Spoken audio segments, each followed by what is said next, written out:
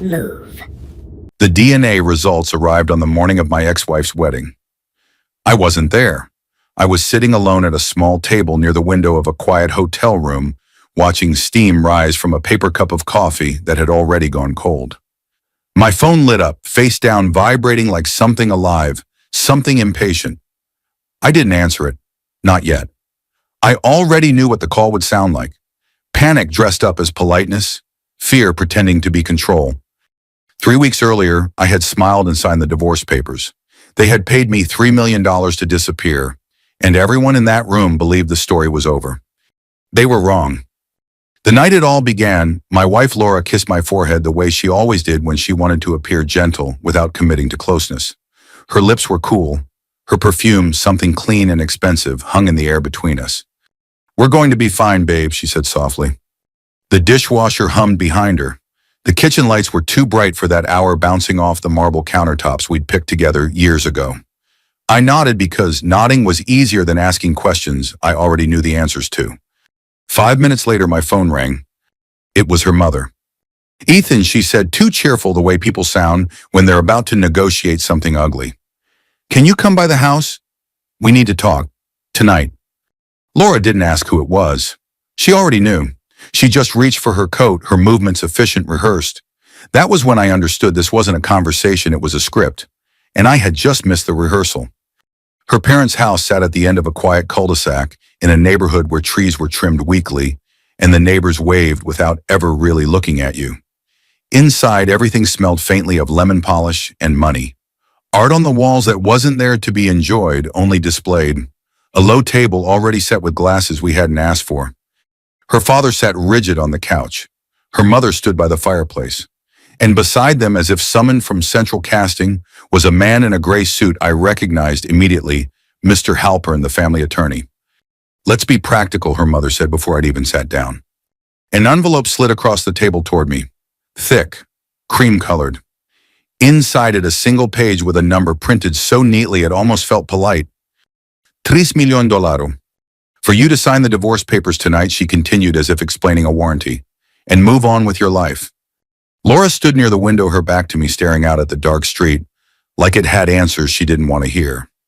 I didn't ask why. I didn't ask how long. I didn't ask who. Because betrayal rarely arrives all at once. It comes in fragments. A password changed here. A late meeting there. A look that passes through you instead of landing on you. "What about the other part?" I asked calmly. Her mother tilted her head, confused. "Other part?"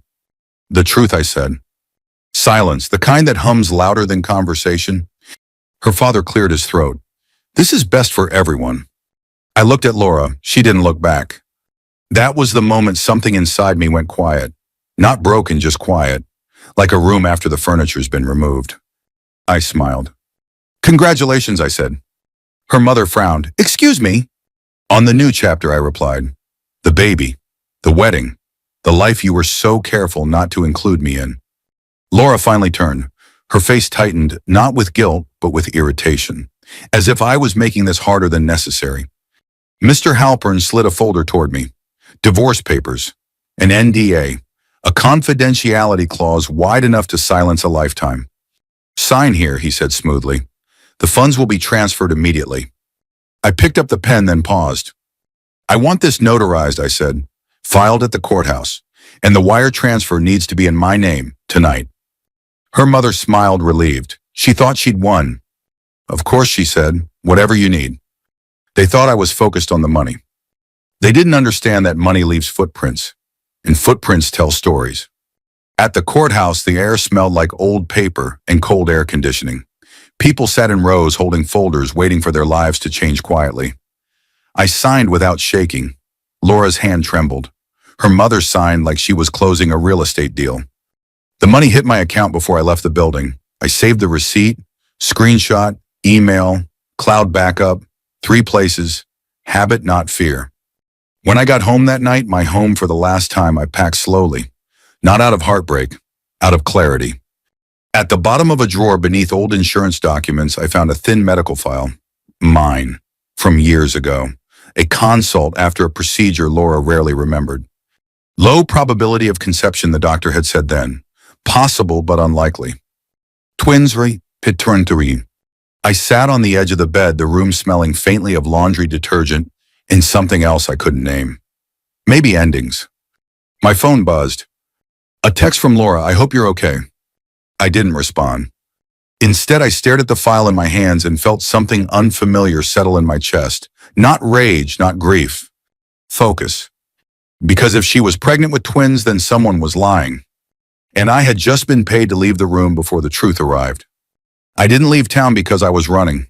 I left because distance makes patterns visible. 2 days after the courthouse, I checked into a hotel just off the interstate. One of those places designed to feel anonymous on purpose. Beige walls, muted art, the low constant hum of an HVAC unit that never quite shuts off. I placed my suitcase by the bed, set my keys on the desk, and stood there for a long moment, hands on my hips, listening to the quiet. It was the first time in 23 years that no one expected anything from me. I poured myself a cup of coffee from the room's cheap machine. It tasted burnt and metallic, but I drank it anyway. Ritual mattered more than comfort. I opened my laptop and began doing what I had always done best, organizing information. Divorce filing confirmed, wire transfer confirmed, notarized signatures scanned and saved, NDA highlighted, annotated, flagged. The confidentiality clause was aggressive, too aggressive. It barred me from discussing any matter pertaining to the marriage, its dissolution, or any related personal, medical, or professional circumstances. That kind of language wasn't written to protect feelings.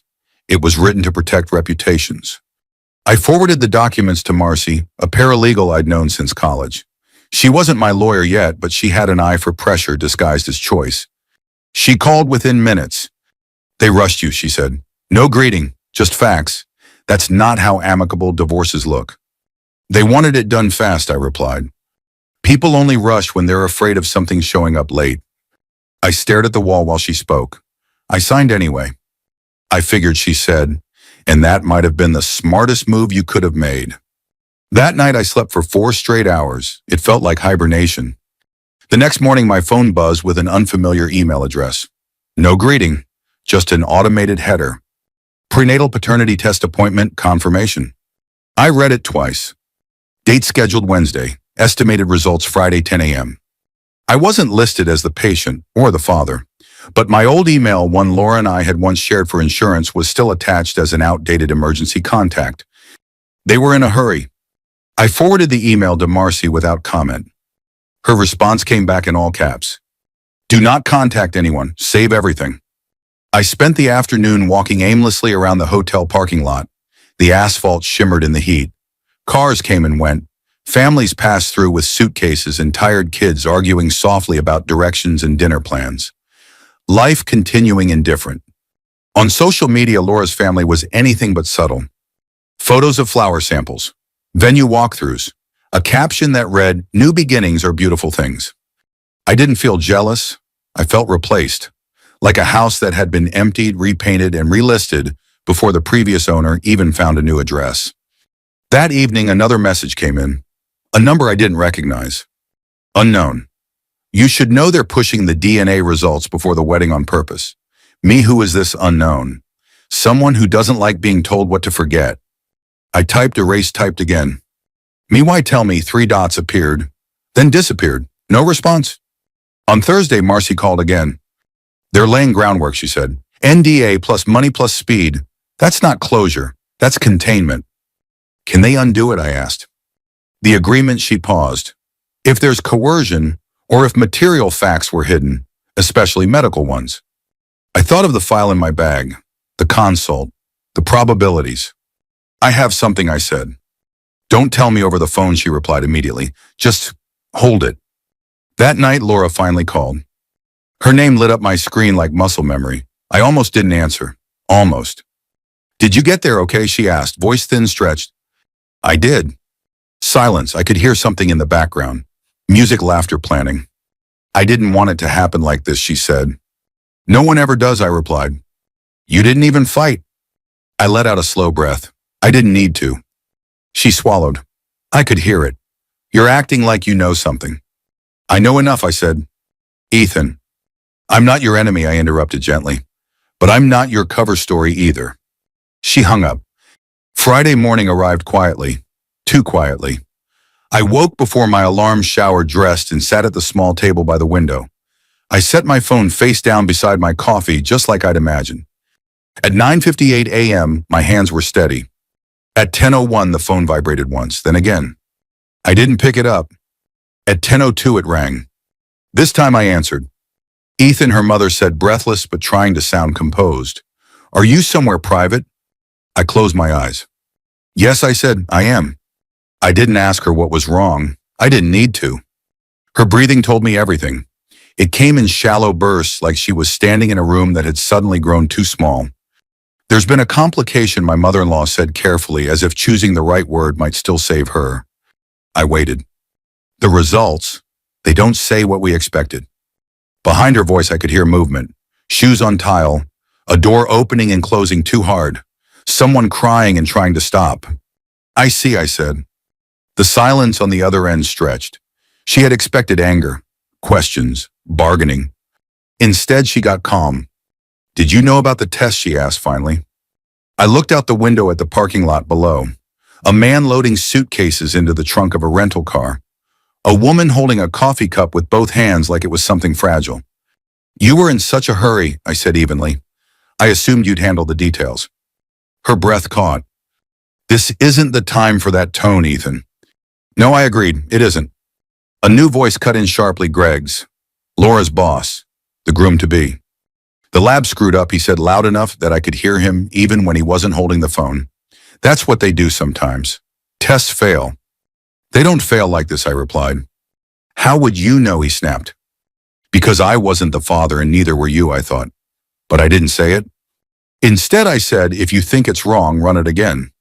A sharp sound followed something knocked over. A chair, maybe. Then Laura's voice cracking. It's not wrong, she whispered. The line went dead. I didn't move for a long time after that. I just sat there listening to the hum of the room, the distant sound of traffic, the muted life happening everywhere else. Marcy called 10 minutes later. They got the results, she said. So I've heard. And it blew up. She exhaled slowly. Good, that means they're scared. I rubbed my temples. They're not done. No, she agreed. They're just switching tactics. That afternoon, I checked out of the hotel and drove south. Not home, somewhere neutral, somewhere with water and distance, a place where the horizon didn't end in other people's expectations. I booked a room near the coast, nothing fancy. A small inn with creaky floors and salt in the air. The kind of place people go when they want to think without being watched. At night, I walked along the shore. The sand was cold under my shoes. The ocean moved the way it always had, unimpressed by human messes. My phone buzzed constantly. I didn't answer. Texts from Laura. Missed calls from her father. A voicemail from a number I didn't recognize that left no message at all. On Saturday morning, I finally listened to one voicemail from Laura. Please, she said, crying openly now. This is worse than you think. They're all panicking. Greg is furious. My mom keeps saying we can fix this, but I don't know how. I didn't think it would come to this. I sat on the edge of the bed, the curtains fluttering slightly in the breeze. I didn't think it would either. I said aloud, though. She couldn't hear me. By noon, a new email arrived. Subject clarification regarding test results body. There may have been an error in the chain of custody. Further review is underway. I forwarded it to Marcy. Her reply came back almost instantly. They're trying to buy time. Don't give it to them. That evening, I got a call from a man named Daniel, a name I recognized faintly, one of the assistants at the medical group Laura's company partnered with. I shouldn't be calling you, he said quietly. And I can't say much, but someone very powerful pushed for that test to be rushed. Off the books, rushed. My grip tightened on the phone. Who, I asked. A pause, then not Greg. The line went silent. Sunday morning, social media went dark. No more wedding posts, no more smiling captions. Silence, sudden and total. That told me more than any confession could. By Sunday night, Marcy called again. They're going to reach out soon, she said, probably with another offer. I'm not for sale, I replied. I know, but they don't. Monday came with rain, the steady kind that makes everything feel heavier. I sat at a small cafe near the pier, nursing black coffee that tasted like burnt wood. At 7:43 a.m., an email appeared. From unknown dot sender at secure mail subject, you deserve the full truth. I stared at the screen. The body contained only one line. The father isn't a stranger. It's someone who's been in the room the whole time. My stomach tightened, not in shock, but in recognition. Like hearing a word you already knew but hadn't said out loud. A second message followed seconds later. If you want proof, meet me tomorrow. 7 a.m. alone. I have the audio. I closed my laptop slowly. The waves outside crashed against the rocks below the cafe. Loud, final, unapologetic. For the first time since I'd signed those papers, I felt something shift. Not relief, not triumph. Resolve. Because this wasn't about embarrassment or revenge anymore. This was about how far people were willing to go to keep the truth buried. And how loud it gets when it starts digging its way out. I arrived back in town the night before the wedding. Not because I wanted to see them, because I wanted to be close enough to hear the truth when it finally broke. I checked into a small hotel near the courthouse, the same one I'd stayed in weeks earlier. Same beige walls, same humming air vent. It felt like stepping back into a pause scene. I set my phone on the desk face up this time, plugged into the charger like a patient waiting for a monitor to beep. Sleep came in fragments. At 9:40 a.m., I was already awake, showered, dressed, sitting in a chair by the window. Outside, the sky was clear and almost offensively blue, the kind of morning that promises happiness to people who still believe in it. I poured coffee and didn't drink it.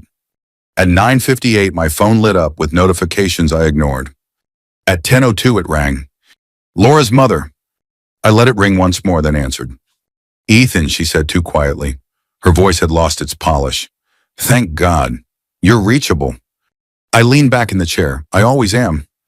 There was a pause, then noise flooded the line chairs, scraping voices overlapping, a sharp clatter, like glass being set down too hard.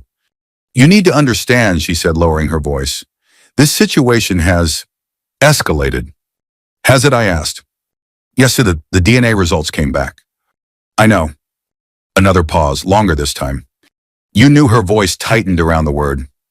You scheduled the test, I replied. I assumed you'd get the results. That's not what I meant, she snapped. Did you know they wouldn't match Greg? I closed my eyes. I knew enough not to be surprised. Her breath stuttered. I could hear it clearly now, panic creeping in where control used to live. Behind her, a man shouted, not angry, terrified, a raw sound that didn't belong in wedding halls or country clubs. Then Greg's voice burst through the lines, sharp and desperate. This is insane, he said. They said the twins weren't mine. That's impossible, she swore. She didn't swear, Laura interrupted, her voice breaking completely. She avoided. That's different. I pictured the room without seeing it. The carefully arranged flowers, the unopened champagne, the guests beginning to arrive downstairs, unaware that the story they'd been invited to celebrate was already collapsing. Greg, I said calmly, if the test says they're not yours, then yelling won't change that. You don't get to lecture me, he shouted. This is your mess. No, I corrected. This is your rush. Silence fell suddenly heavy and unnatural. Then Laura spoke again, softer now. Ethan, please. I didn't respond. A new voice entered the call, measured, authoritative, unmistakably practiced. Mr. Walker, the man said, this is Halpern. Of course it was. I think we need to reset the tone here, he continued. Everyone is emotional. This isn't productive. You scheduled a prenatal DNA test days before a wedding, I replied. I'd say emotion is the least of your problems. That test was necessary, he said quickly. There were questions. Questions you were afraid to ask too late, I said. He inhaled sharply, a tiny sound, but I heard it. Laura sobbed somewhere in the background. This can still be handled discreetly, Halpern said. We prefer to keep your name out of whatever comes next. I smiled without humor. You paid me to disappear, I said. That was your discretion. Her mother jumped back, in voice shaking now. What do you want? There it was. Not apology, not truth. Price. I want you to stop calling, I said evenly. A thud echoed through the phone, someone hitting a table. That's it, Greg snapped. You walk away while we clean up your mess. I waited until the noise died down. Greg, I said quietly, if you think this ends with me, you haven't read the room. Laura's voice rose suddenly, wild and uncontrolled. I didn't do this alone. The line went dead silent. Then a sound cut through, clear, furious, unmistakable. A scream. Not Laura's. A man's. The kind of scream adults make when they realize the ground has disappeared beneath them. I didn't hear words after that. Just chaos. Someone shouting Laura's name. Someone else telling people to turn the music off. The distant echo of a door slamming. Then Halpern again, his composure cracking just enough to matter. "Ethan," he said, lowering his voice. "This call didn't happen." "You should hang up," I replied. "You're not thinking clearly." The line went dead. I set the phone down gently, as if it were fragile. My hands weren't shaking. A minute later, an email notification appeared. Subject: update on prenatal paternity results. I didn't open it. Instead, I stared out the window at the parking lot below. Guests arriving, valets opening doors, life continuing to walk into a room where the truth was already screaming. My phone buzzed again. A text this time. Unknown number. "Unknown, it's worse than you think. Unknown. The father isn't Greg. Unknown, and it isn't random." I typed one word. Mehui Sahurinemu. 3 dots appeared, paused, then disappeared. Another email arrived. Subject: you deserve to know who the father is. I leaned back in my chair and finally took a sip of my coffee. It was still cold. But for the first time in weeks, everything else felt sharp, focused, aligned. Because now I wasn't waiting for the truth. The truth was running toward me. And it was panicking. I didn't reply to the email right away. Not because I was afraid of what it said, but because I understood what it meant. People don't send messages like that unless they're already losing control. I closed the laptop and sat there for a long moment, listening to the familiar hum of the hotel's air system. Somewhere nearby, an ice machine dumped cubes into a bin. Down the hall, a door opened and closed. Ordinary sounds. Grounding sounds. The kind that remind you the world keeps moving, even when your life is being rearranged behind closed doors. My phone buzzed again. This time it was Marcy. "They're calling everyone," she said without preamble. "Your ex's parents. Greg. Even people who shouldn't be involved. That usually means they're trying to find the leak." "There is one," I said. And he's scared." She was quiet for a beat. "That's good. Fear makes people sloppy." I forwarded her the email, no commentary. She called back within 30 seconds. "This isn't just an affair anymore," she said. "This is damage control. Someone with authority pushed things to move fast, DNA money timing. That's orchestration." "Halpern," I said. "I was hoping you wouldn't say that." So was I. By late afternoon, my phone rang again. Laura's father this time. I let it go to voicemail. "Ethan," his message said, voice strained. "We need to talk, in person. This has gone too far." I smiled faintly. It had gone exactly far enough. I agreed to meet them the next morning on my terms. Not at their house, not at the club, at Halpern's office, neutral ground, glass walls, conference table, somewhere where words like to echo. When I arrived, they were already seated. Laura sat stiffly at one end of the table, eyes red, makeup carefully reapplied like armor. Her parents sat side by side, their posture tight rehearsed. And at the head, as expected, was Halpern, immaculate suit, calm expression, fingers steepled as if he were moderating a board meeting instead of a collapse. "Thank you for coming," he said smoothly. "I didn't come for you," I replied, taking a seat. "I came to listen." Laura looked up at me then. Really looked. For the first time in weeks, she seemed to realize I wasn't here to be managed. Her mother spoke first. "This has become complicated." "It was complicated when you put money on the table," I said. "Now it's just exposed." Halpern raised a hand gently. "Let's stay constructive." "You paid me $3 million to disappear," I said calmly. "Then rushed a prenatal DNA test before a wedding? That's not construction. That's containment." Her father bristled. "You took the money." "Yes," I agreed, "and you left a trail." That got Halpern's attention. Just a flicker. Barely visible, but I saw it. Laura's mother leaned forward. "We can amend the agreement." "Of course you can," I said. "You always think you can." Halpern slid a folder toward me. "An updated NDA, expanded compensation. We'd like to resolve this quietly." I didn't touch it. Instead, I reached into my bag and placed 3 things on the table neatly aligned. The wire transfer receipt, the notarized divorce filing, a copy of the NDA with my annotations. Halpern's eyes dropped to the documents despite himself. "You paid me," I said, my voice steady.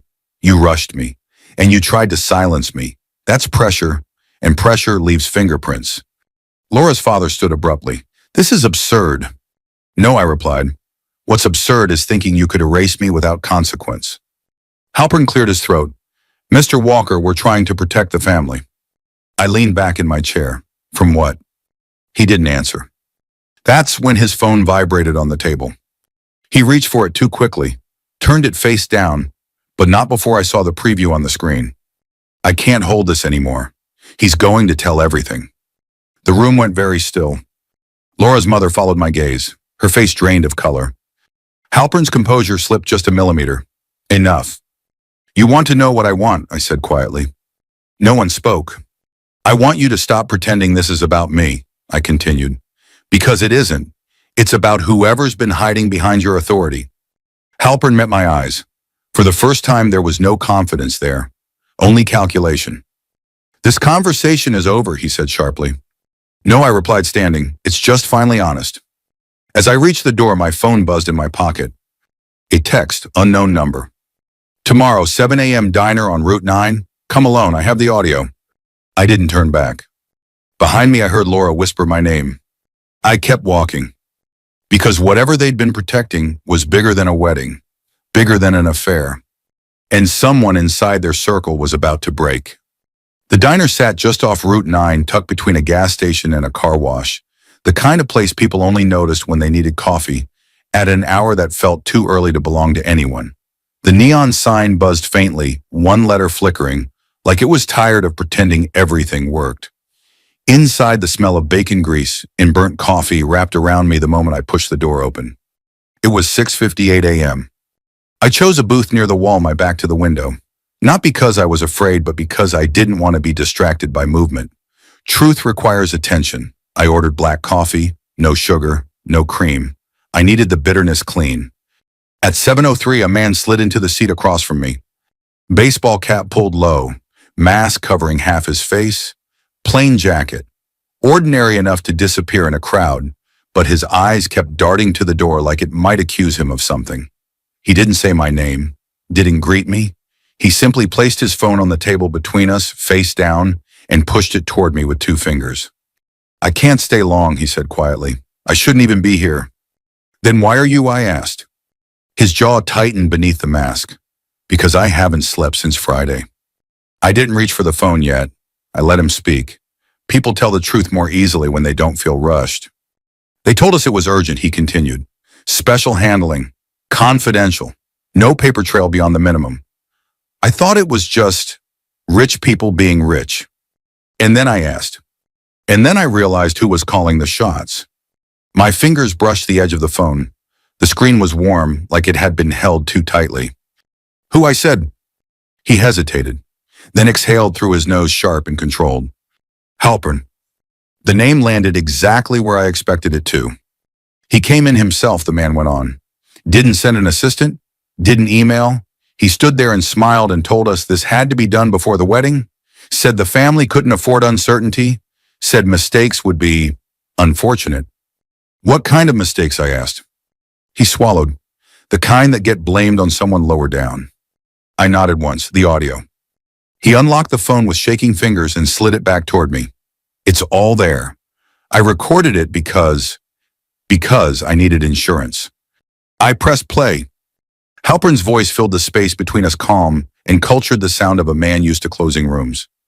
You understand this needs to be settled before the ceremony, he said in the recording.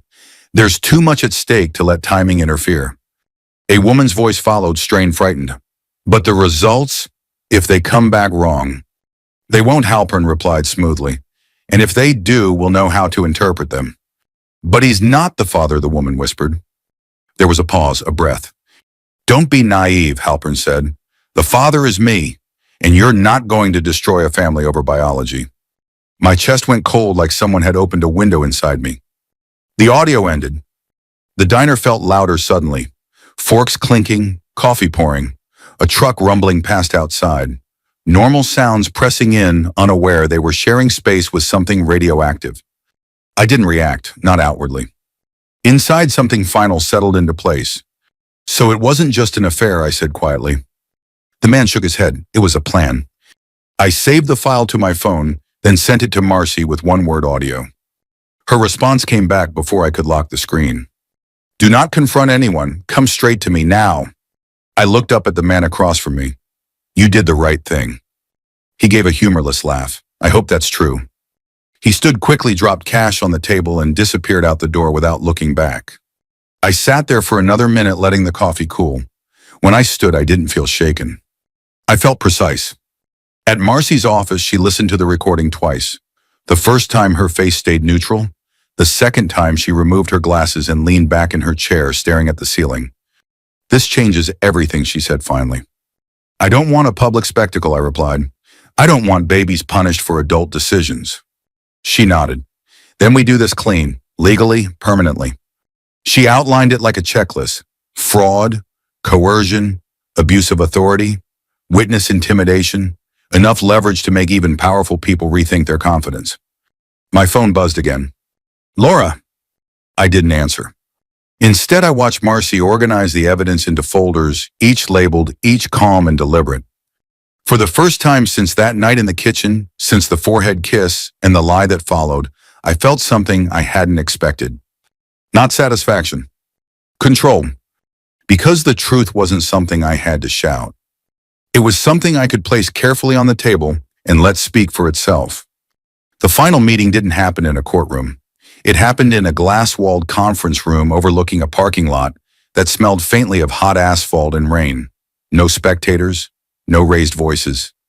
Just a long table, a pot of coffee no one touched, and the kind of silence that forms when everyone understands the stakes. Marcy sat beside me, posture relaxed, a yellow legal pad in front of her. Across the table were Laura's parents, stiff and pale, and Halpern still composed but no longer untouchable. Laura arrived last. She looked smaller than I remembered, not physically, morally, like someone who had been holding up a collapsing structure with bare hands and finally let go. We're here to resolve this, Halpern, began, his tone practiced, without unnecessary exposure. Marcy didn't respond.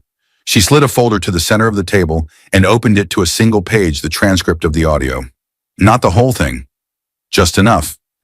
Halpern's eyes moved across the words. His jaw tightened once. He closed the folder himself. This won't end well, he said quietly. I met his gaze. Truth rarely does for the people who rely on silence. Laura's mother leaned forward, hands clasped too tightly. What do you want? There it was again, the same question, the same assumption. I don't want more money, I said. I don't want a public apology, and I don't want to negotiate my dignity. Her father scoffed weakly. Then why are we here? I took a breath. Slow, measured. The way I'd learned to do when meetings mattered. 3 things I said, lifting 3 fingers. First, you retract every statement, formal or informal, that painted me as opportunistic, vindictive, or bought. I will not be recast as the villain to protect your image. Laura swallowed. She nodded faintly. Second, what's mine comes back to me. Not as a favor, as acknowledgement. Assets I contributed to, accounts I built. No ND, as that implied guilt where there was none. Halpern shifted in his chair. Marcy wrote something down without looking up. And third, I continued, you handle the consequences of this fully and honestly. For the children, not behind closed doors, not with scapegoats, with responsibility. Laura's mother shook her head, voice breaking. You can't expect us to. I interrupted gently. Because if you don't, the next version of this conversation won't be private. The room went still. Halpern leaned back, eyes narrowed, calculating exits. You'd expose everything. I'd expose the truth, I said. There's a difference. Laura finally spoke. I didn't think it would go this far. I looked at her for a long moment. It always does, I said. When people keep choosing the easy lie. She lowered her eyes. The agreement that followed wasn't dramatic. It was meticulous. Language revised. Clauses removed. Acknowledgements added. The NDA rewritten to protect privacy, not reputations built on manipulation. Halpern signed last, his pen pressing harder than necessary. When it was over, no one celebrated. I stood, gathered my coat, and turned to Laura. She opened her mouth as if to say something, an apology maybe, a memory. I shook my head once, not cruelly, just clearly. You don't need to say anything, I told her. You already did when you let them speak for you. Outside, the air was cool and clean. It had rained recently and the pavement reflected the sky like a second chance. I walked to my car and sat there for a minute, hands on the wheel, breathing. The following morning, I took a walk along the water. Early, quiet. Older couples passed me, moving slowly, comfortable in their silence. I bought a coffee from a small stand and watched the horizon brighten. I didn't feel victorious. I felt unburdened.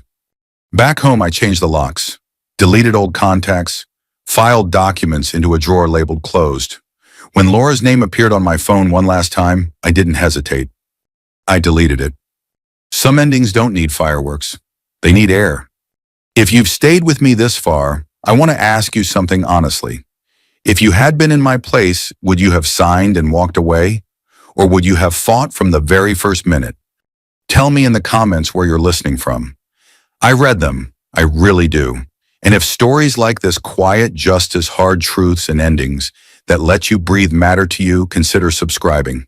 We share them every day, and your presence means more than you know. Let's keep walking this road together.